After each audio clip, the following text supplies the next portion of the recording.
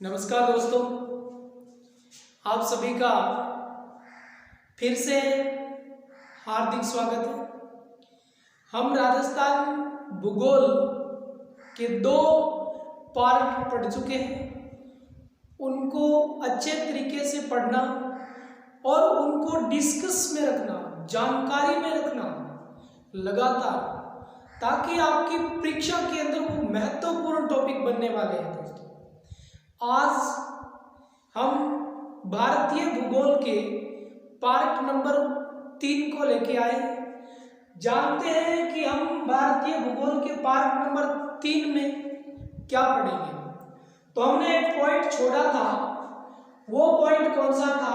ख में था, क्योंकि क में हमने पढ़ा था विभिन्न प्रकार के बिंदुओं के बारे में पढ़ा था। उनमें एक पॉइंट रह गया था, पहले उसको देख लेते हैं। वो कौन सा रह गया? देखो, यहां पर ये रह गए थे, ये देखो, ये रह गए यहां पर 1 2 3 4 5 6 और ये 7 रह गए थे। ये एक समूह है। क्या है दोस्तों? ये है एक समूह है, इसे हम कहेंगे समूह। और ये किसका समूह है? ये है अंडमान निकोबार का समूह है। किसका है? अंडमान और निकोबार का समूह है। और आज हम अंडमान निकोबार में भी एक बिंदु पड़ता है। मैंने बताया था आपको पार्ट नंबर 2 के लास्ट अध्याय में ये बताया था कि स्थलीय सीमा का अंतिम बिंदु कन्याकुमारी था, जबकि कुल भारतीय जो सीमा है उसका अंतिम बिंदु ये जो है, कौन सा? ये यहां पर है ग्रेट निकोबार। कौन सा है? ग्रेट निकोबार। अंडमान निकोबार का सबसे अंतिम बिंदु ग्रेट निकोबार यहां पर पड़ता है। वो आज उसी के बारे में चर्चा करते हैं। तो यहां पर ये रहा, इसका नाम क्या है? इसका नाम है इंदिरा पॉइंट। कौन सा पॉइंट? इंदिरा पॉइंट। और आज हम बात करेंगे इंदिरा पॉइंट के बारे में। कैसे बात करेंगे, क्या बात करेंगे, इसके बारे में। मैं थोड़ा सा इसको ऊपर ले जाता हूं, इधर ले जाता हूं कि हम किसके बारे में बात कर रहे हैं। हम बात कर रहे हैं दोस्तों इंदिरा पॉइंट के बारे में। और यदि हम बात करें इंदिरा पॉइंट के बारे में, तो इंदिरा पॉइंट हमारे भारत की कुल सीमा का अंतिम बिंदु है। कौन सा? भारत की जो कुल सीमा है, उस भारतीय कुल सीमा का अंतिम दक्षिणी बिंदु है ये। अंतिम, और मैं इसे कह सकता हूं दक्षिण बिंदु कौन सा है? यही है। कौन सा? इंदिरा पॉइंट। अब देखो कहां पड़ता है? अंडमान समूह में पड़ता है। कहां पड़ता है? अंडमान समूह में। और ये जो अंडमान समूह है, क्या है दोस्तों? अंडमान समूह है, इसमें पड़ता है ग्रेट निकोबार। कौन सा? अंडमान समूह के अंतिम ग्रेट निकोबार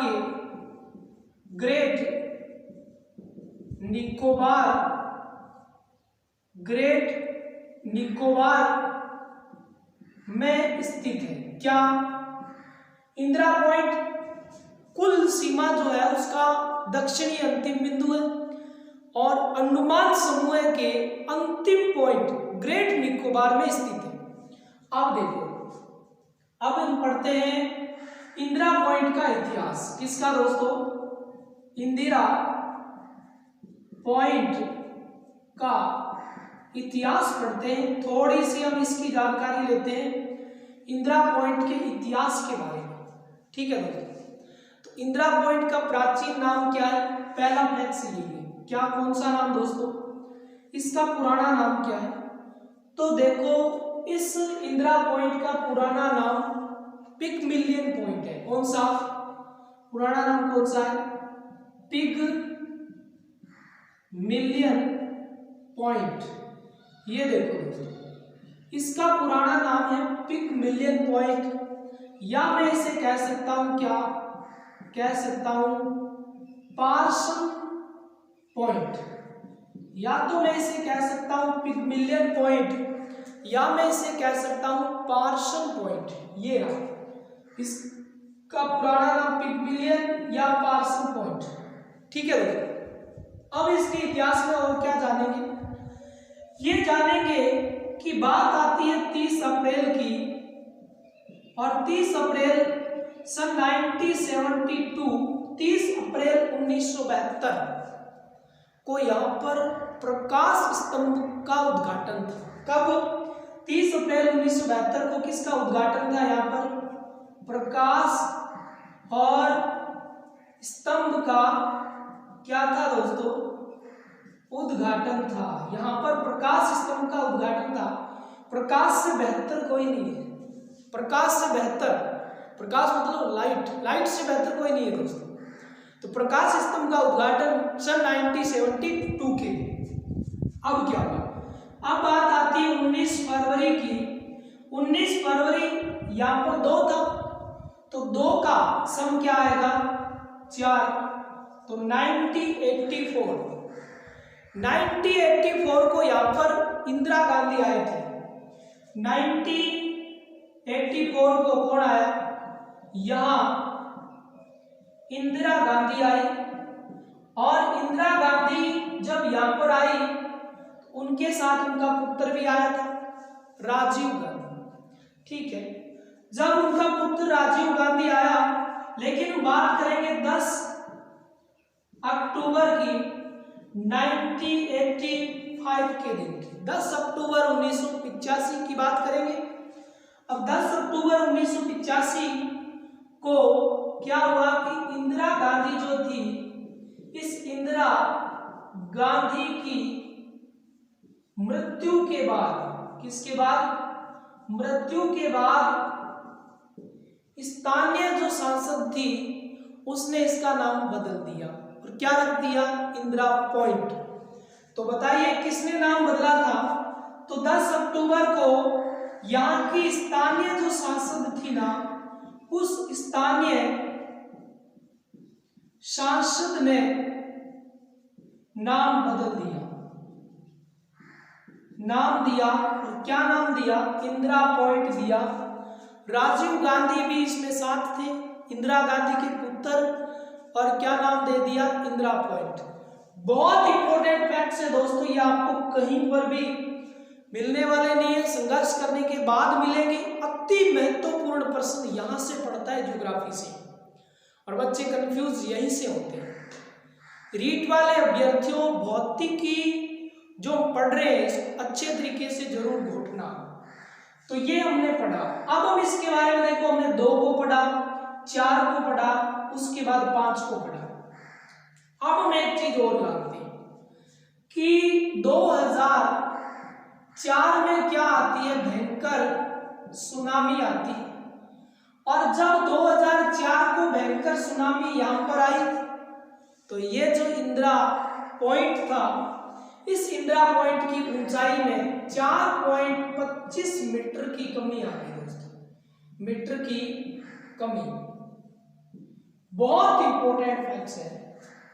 वर्तमान में देखो सारी किताबें, बहुत सारी एनसीईआरटी की किताबें छपी हुई है, तो अब इसको किधर बताए, लेकिन ये अभी 23 में सा हुआ पड़ा है, क्योंकि 2004 में भयंकर सुनामी आई और 4.25 मीटर की ऊंचाई में कमी आ गई। ठीक है दोस्तों, तो ये था यहाँ का भारतीय कुल सीमा का अंतिम बिंदु यहाँ पड़ा। अब हम एक चीज और पढ़ते हैं यहाँ पर, वो क्या है? भारतीय उपमहाद्वीप क्षेत्र कौन से है? भारतीय उपमहाद्वीप क्या है? उप महाद्वीप क्या है? यदि आप जानते हो तो इसका आंसर दीजिए कि भारतीय उपमहाद्वीप के।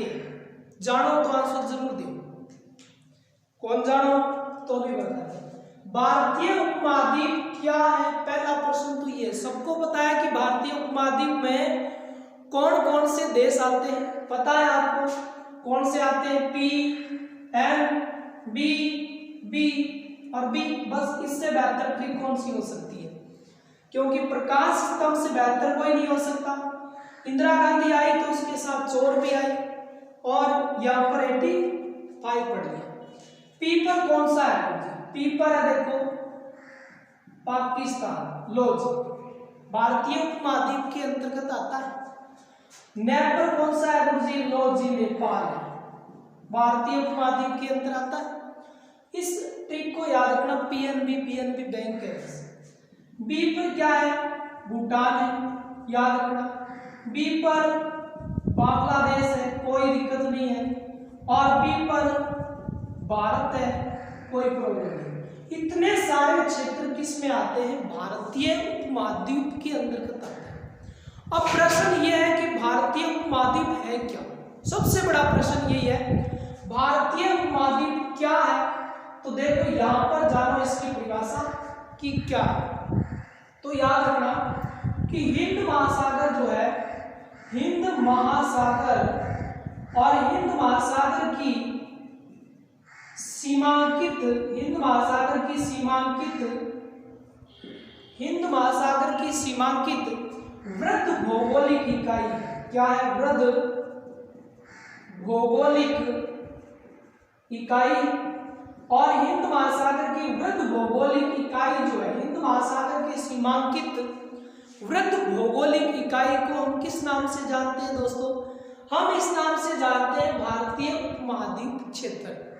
किसे कहते हैं? हिंद महासागर की सीमांकित वृत्त भौगोलिक इकाई को कहते हैं। अगला, इसमें पाकिस्तान, नेपाल, भूटान, बांग्लादेश और भारत के क्षेत्र भी इसमें शामिल है। ये था भारत की जलीय सीमा या फिर कुल सीमा का अंतिम बिंदु, जिसे हमने नाम दिया ग्रेट निकोबार।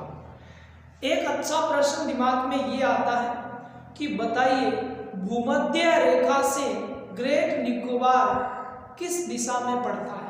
बहुत शानदार प्रश्न।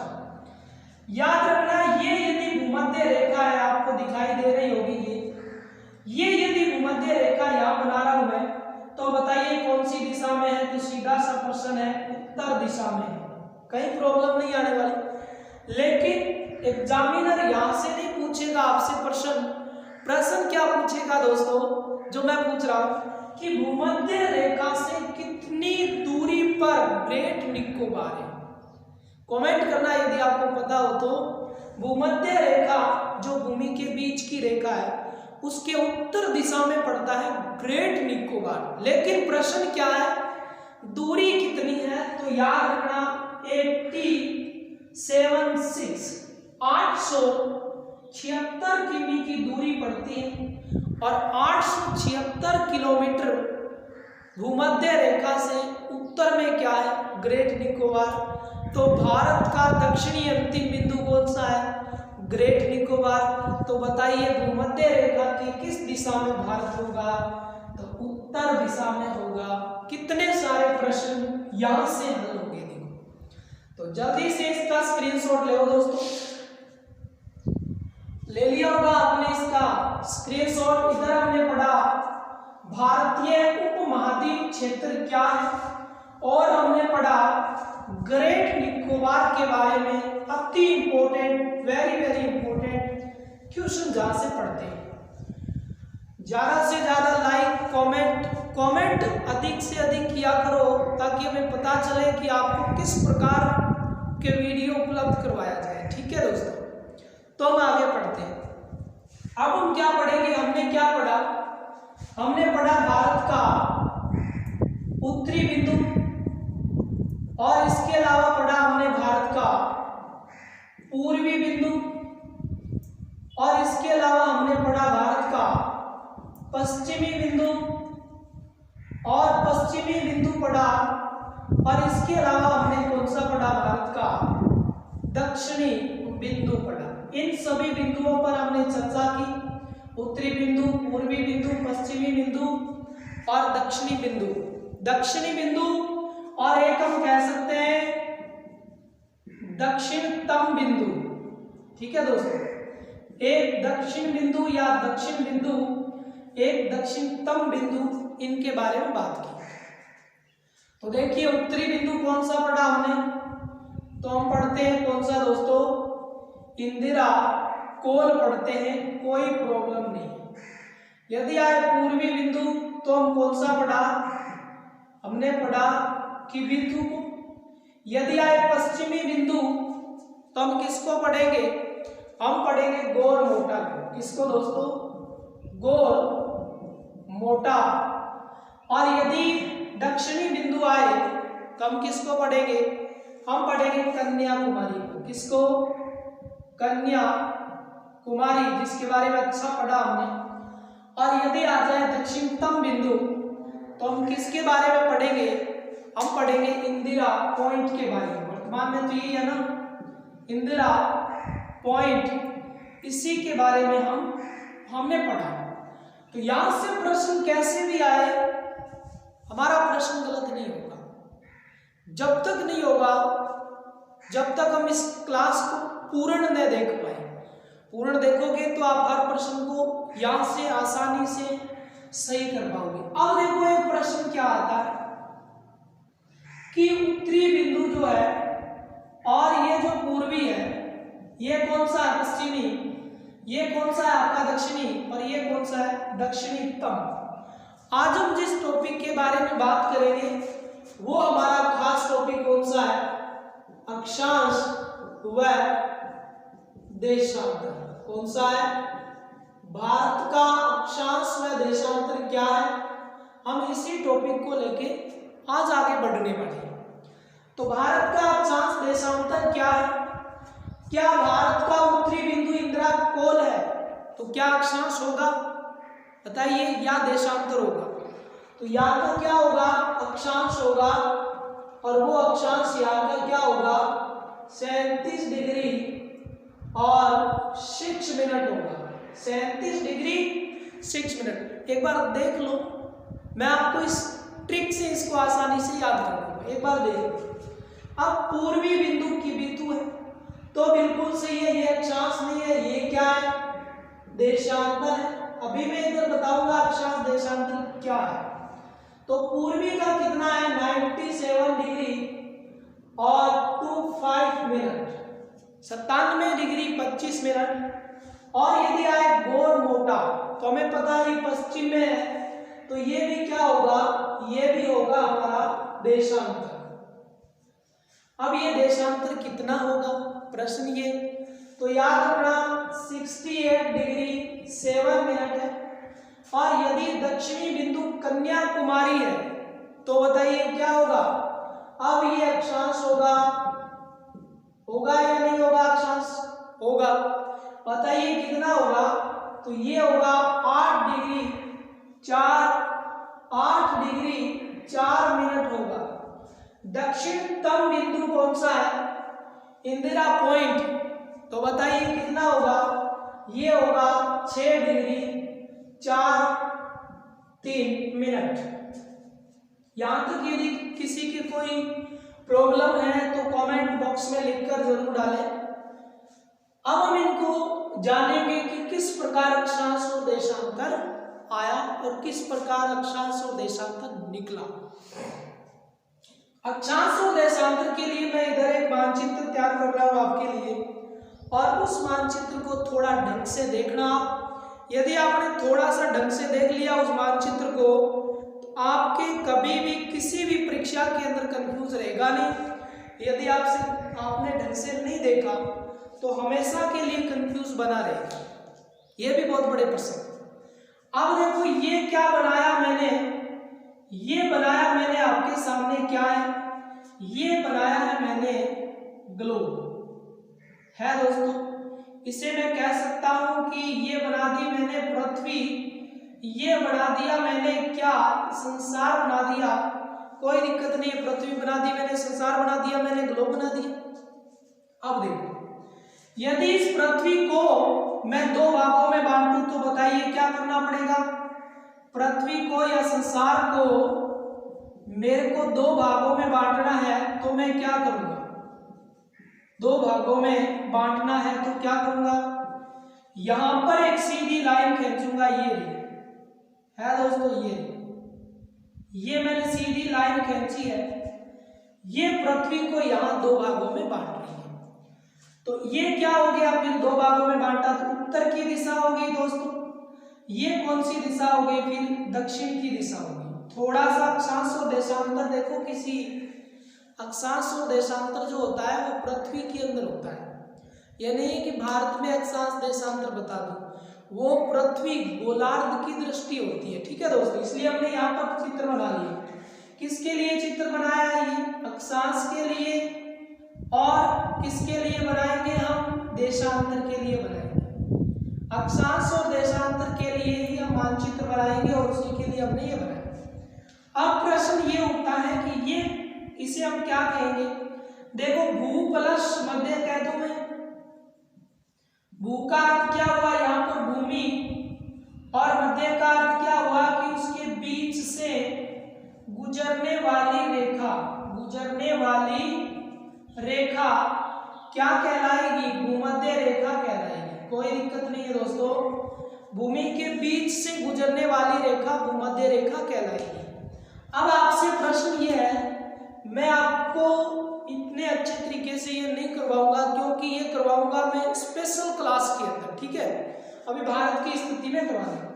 अब देखो भूमध्य रेखा से हमने देखा था कि उत्तर में 876 किलोमीटर के बाद आता है इंदिरा पॉइंट आता है। तो बताइए भूमध्य रेखा या पूरे संसार में भारत किधर है, उत्तर में है या नहीं। तो याद रखना कि ये रेखा कौन सी है, ये है 0 डिग्री अक्षांश रेखा, इसे बोल सकते हैं। क्योंकि दोस्तों अक्षांश जो रेखा होती है वो क्या काम करती है, पूर्व से पश्चिम की ओर सीधी ही खींची जाती है। ये 0 डिग्री अक्षांश है। यदि मैं इसके ऊपर ऐसे खींच दूं रेखा, ये खींच दी मैंने, तो ऊपर की ये रेखा है कर्क रेखा। कौन सी दोस्तों, कर्क रेखा।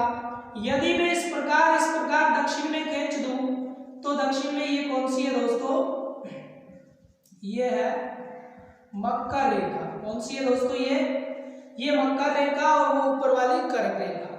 यदि मैं यहाँ पर ये खींच दूं ऐसे, तो ये कौन सी है, और मैं एक इधर खींच दूं, ये है दोस्तों कौन सी, आर्कटिक रेखा।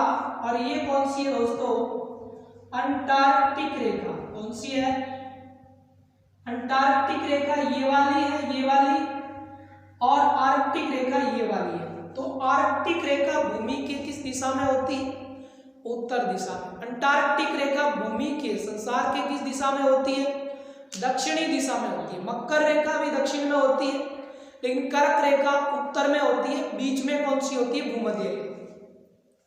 अब ये 0 डिग्री है, तो ये कौन सी है, ये है 23.5 डिग्री, उत्तरी कहेंगे इसे हम, इसे क्या कहेंगे, उत्तरी।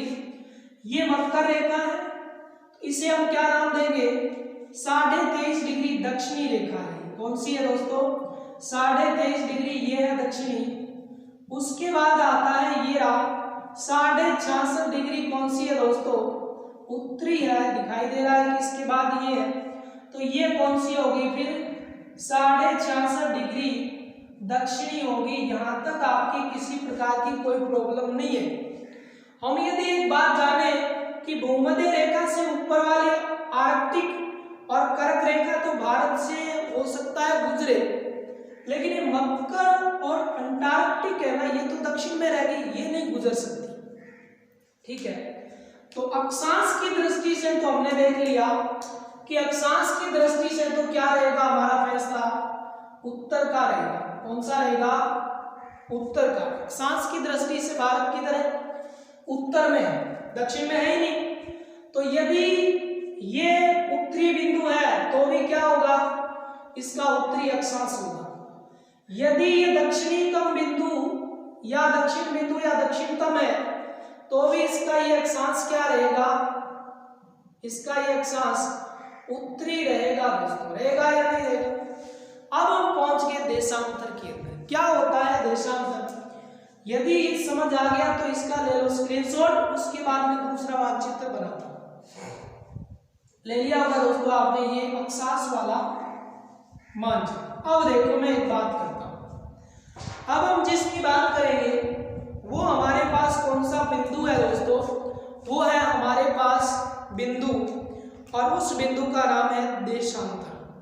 पता चला दोस्तों कौन सा बिंदु है, देशांतर का बिंदु है। हम जानेंगे देशांतर के बारे में। उससे पहले वही बात, अब की बार देशांतर के लिए मैं ब्लैक ग्लोब बनाता हूं, ये दिखाई दे रहा होगा आपको, की बार गोल बना।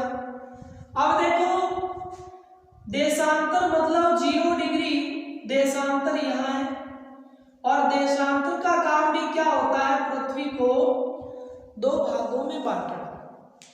अक्षांश फिर 2 भागों में बांट देती है, तो देशांतर क्यों बांटती है, देखो देशांतर इस प्रकार बांटती है, इस प्रकार। देशांतर ने कहा कि मैं पूर्वी गोलार्ध, मैं क्या करती हूं, पूर्वी गोलार्ध प्लस मैं पश्चिमी गोलार्ध में बांटती हूं पृथ्वी को। पता चला, ग्लोब को पूर्वी गोलार्ध में पश्चिमी गोलार्ध में ये 0 डिग्री देशांतर ही बांटती है, ध्यान रखना। कौन सी बांटती है, 0 डिग्री देशांतर बांटती है। तो देशांतर कैसे होती है, उत्तर से दक्षिण की ओर सीधी जो खींची जाती है रेखा, उसे हम क्या कहते हैं, उसे हम कहते हैं देशांतर रेखा। इस रेखा को एक तौर पर हम क्या कह सकते हैं, सीधा सा बता रहा हूं मैं, जब हम स्पेशल इनके लिए क्लास लाएंगे तो और बताऊंगा। इसे हम सीधे तौर पर कह सकते हैं ग्रीनविच रेखा। कौन सी रेखा कह सकते हैं, ग्रीनविच रेखा। इसे मैं सीधे तौर पर कह सकता हूं कि ग्रीनविच रेखा है ये। अब एक बात देखो, क्या भारत इधर है या भारत इधर है, इसकी जानेंगे तब पता चलेगा। देखो ये इधर होगा, ऐसे यदि रेखा खींची जा रही है ऐसे, तो ये कौन सी होगी दोस्तों, पश्चिम की ओर खींची जाने वाली।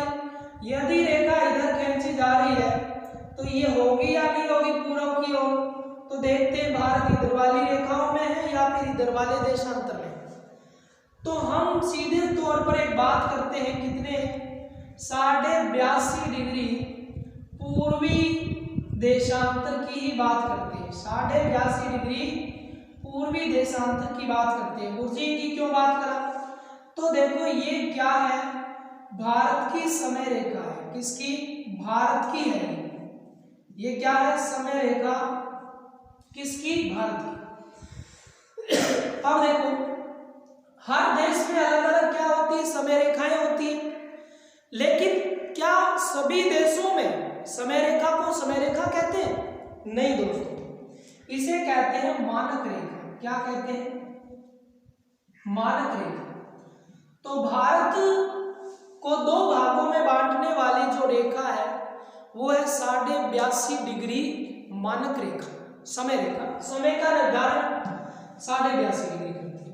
अब देखो ये पूर्वी गोलार्ध है, यहां पर ये मैं बना देता हूं इस प्रकार। देखो ये रहा, ये मैं छोटा सा बना रहा हूं, यदि आपको दिखाई दे रहा होगा तो ध्यान से देखना इसके बारे में।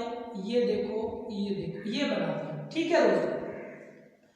यहां पर ये पड़ता है इलाहाबाद। कौन सा पड़ता है, इलाहाबाद पड़ता है, और इलाहाबाद में क्या पड़ता है, नैनी, और ये नैनी कहां पड़ती है, यूपी में पड़ती है, उत्तर प्रदेश में पड़ती है, उत्तर प्रदेश में ये पड़ती है। उसके बाद यहाँ पर पड़ता है ये मध्य प्रदेश पड़ता है, और उत्तर प्रदेश मध्य प्रदेश के बाद यहाँ पर ये छत्तीसगढ़ पड़ता है, और उत्तर प्रदेश मध्य प्रदेश छत्तीसगढ़ के बाद यहाँ पर ये ओडिशा पड़ता है, और ओडिशा के बाद यहाँ पर ये पड़ता है कौन सा दोस्तों, आंध्र प्रदेश पड़ता है। हो गया, आंध्र प्रदेश हो गया दोस्तों। 1 2 3 4 5, इसका अर्थ हुआ कि भारत की समय रेखा जो मानक रेखा है वो 5 राज्यों से गुजरती है। अति इंपॉर्टेंट प्रश्न है दोस्तों, कितनी, 5 राज्यों से। तो देखो पूर्वी देशांतर है, तो भारत इधर तो है नहीं, इधर है, तो चाहे पूर्वी बिंदु पूछे तो भी देशांतर कौन सा होगा, पूर्वी। चाहे वो पश्चिमी बिंदु पूछे तो भी कौन सा होगा देशांतर, तो पूर्वी होगा। क्योंकि ये संसार की दृष्टि से, ग्लोब की दृष्टि से देख रहे हैं। भारत की दृष्टि से देख के आप गलत मत कर देना साथियों कि भारत के पूर्व में तो पूर्वी देशांतर, भारत के पश्चिम में है तो पश्चिमी देशांतर, ऐसा मत कर देना। अपने दिमाग से मत करना, ग्लोब में जाना, ऐसा ग्लोब तैयार करना और इसी के तहत आप इसको ठीक करना। कितने राज्यों से गुजर रही है? इतने राज्यों से। अब देखो आप, ये 82.5 डिग्री था, पीछे जाओगे तो क्या होगा? पीछे जाओगे तो क्या होगा? 15 डिग्री होगा माइनस, होगा या नहीं होगा? और इसके आप इधर आगे जाओगे तो 15 डिग्री क्या हो जाएगा? प्लस हो जाएगा। इस बातों का ध्यान रखना भाई। ये जो 82.5 डिग्री है ये भारत के मध्य से है, ठीक है। जब ये भारत के मध्य से है तो पीछे जाओगे तो माइनस करोगे, आगे जाओगे तो कोई भी चीज, आगे बढ़ोगे तो कोई भी चीज प्लस होगी। आगे बढ़ोगे, पढ़ते रहोगे तो ज्ञान में भी बढ़ोतरी होगी। पढ़ोगे नहीं, पीछे जाओगे, किताबें हैं वही जला दोगे तो क्या होगा? माइनस होगा। तो यदि 82.5 डिग्री में 15 माइनस कर दो आप तो क्या निकल जाएगा? आपका जो गुजरात की ओर क्या है देशांतर, वो निकल जाएगा। यदि इसी 82.5 डिग्री देशांतर में 15 प्लस कर दो तो जो किबिथु के अंदर है क्या आपका देशांतर, वो निकल जाएगा, ठीक है। बस इतनी सी बात यहाँ पर ध्यान रखना। अब गुरुजी याद कैसे होगा? देखो इस प्रकार में बना लेता हूं, इस प्रकार का एक ये मानचित्र बना लिया सीधा सा। एक चीज याद रखना, एक कुछ यहाँ पर ये डब्बे बना लिए, लो समूह बना लिया अनुमान वाला। एक चीज ये ध्यान रखना कि यहाँ 7 है, यहाँ भी 7 है, यहाँ 8 है ना, तो यहाँ पर भी 8। पता चले विश्व में भारत क्षेत्रफल की दृष्टि से 7वें स्थान पर, तो यहाँ 7, यहाँ 7, यहाँ पर 8, यहाँ पर 8। यहाँ पर 7 का अर्थ हुआ 37 डिग्री 6 मिनट। कौन है? इंदिरा कोल। यहाँ पर 7 का अर्थ है 97 डिग्री 25 मिनट। कौन सा है? किबिथु। यहाँ पर 8 का अर्थ है 8 डिग्री 4 मिनट। कौन सा है? जल्दी कमेंट करना। कन्याकुमारी। यहाँ 8 का है 68 डिग्री 7 मिनट। कहाँ का है? ये है गुजरात का। गुजरात में कौन सा? गोवा। यहाँ का यदि पूछे तो अलग है 6 डिग्री 43 मिनट। यहाँ का ये इंदिरा पॉइंट का ये। इस प्रकार यदि आपके पास प्रश्न बने कि तो आप क्या करोगे कि भारत का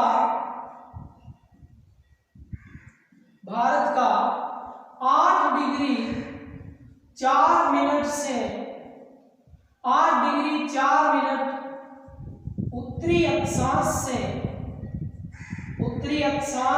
से 37 डिग्री 6 मिनट 37 डिग्री 6 मिनट उत्तरी अक्षांश में। पता चला? आ गया अक्षांश, आ गया, कोई प्रॉब्लम नहीं है। भारत का 8 डिग्री 4 मिनट उत्तरी अक्षांश से 37 डिग्री 6 मिनट उत्तरी अक्षांश। ग्लोब में जाओगे पता चलेगा। दूसरा प्रश्न कैसे हल होगा? वो होगा कि भारत का 68 डिग्री 7 मिनट से 97 डिग्री 25 मिनट पूर्वी देशांतर है। क्या सही है? बिल्कुल राइट है। तो इस प्रश्नों से आपको बचना होगा, सही करना होगा, वरना ये प्रश्न आपको गोल कर जाएंगे। देख लो, मैं भी इसीलिए गोला बना रहा हूं ताकि आप यदि कम पढ़ो तो आपको भी गोल करें। पूरा देखना लेसन और पता चलता रहेगा। ये रहे बहुत इंपॉर्टेंट, ये दोनों प्रश्न हमने आज पढ़े और हमें देशांतरों के बारे में भी पता चला। यदि ये पूछ ले कि दक्षिणतम, क्या पूछ ले? दक्षिणतम पूछ ले। देखो ये रहा, दक्षिणतम पूछे बिंदु, तब इंदिरा पॉइंट होगा, अक्षांश होगा 6 डिग्री 43 मिनट। स्क्रीनशॉट लो दोस्तों आप इसका।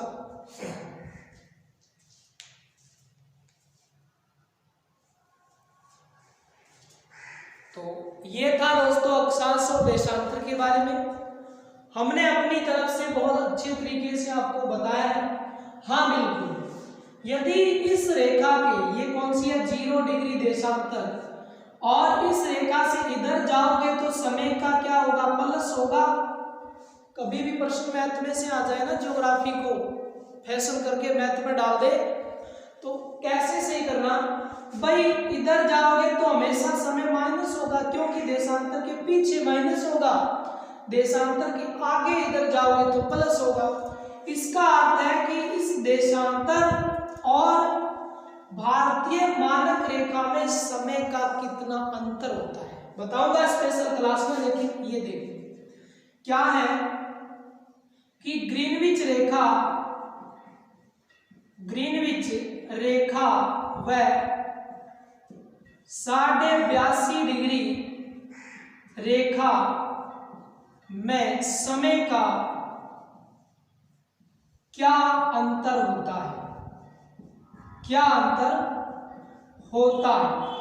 सीधी सी बात है, ये तो 0 समय है, और ये जो है 82 डिग्री 82.5 डिग्री पूर्व में है तो प्लस होगा, यदि इससे पीछे जाओगे तो माइनस होगा। पश्चिम में, ये पश्चिम में जाओगे तो माइनस होगा, लेकिन आप किधर जा रहे हो, पूर्व में, तो क्या होगा, प्लस।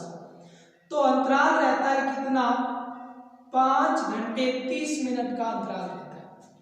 यदि यहाँ पर कुछ बजा है, यहाँ पर कुछ बजा है, तो बीच में अंतराल कितना रहेगा, 5 घंटे 30 मिनट का रहेगा। और ये मानक रेखा कितने राज्यों से गुजरती है, वो भी कितने हैं, 5 ही है। तो आज की क्लास आपको अच्छी लगी होगी, अधिक से अधिक शेयर करना, लाइक करना दोस्तों, कमेंट करना। आप ही के लिए क्लासें चल रही है, तो लगातार क्लासें तब रहेगी जब आप अच्छे तरीके से शेयर करोगे। आज के लिए इजाजत चाहते हैं। जय हिंद, जय भारत दोस्तों।